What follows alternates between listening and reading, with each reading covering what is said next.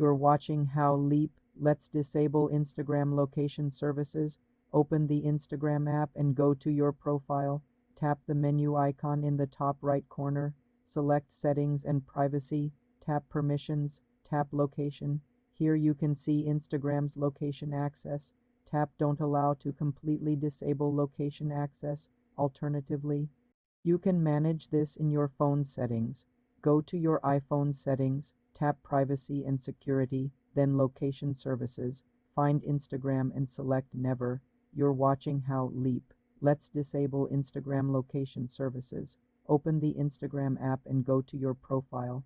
Tap the menu icon in the top right corner. Select Settings and Privacy. Tap Permissions. Tap Location. Here you can see Instagram's location access. Tap Don't Allow to completely disable location access. Alternatively, you can manage this in your phone settings. Go to your iPhone settings, tap Privacy and Security, then Location Services. Find Instagram and select Never. This stops Instagram from accessing your GPS for posts, stories, and explore. For more simple tech tutorials, subscribe to the channel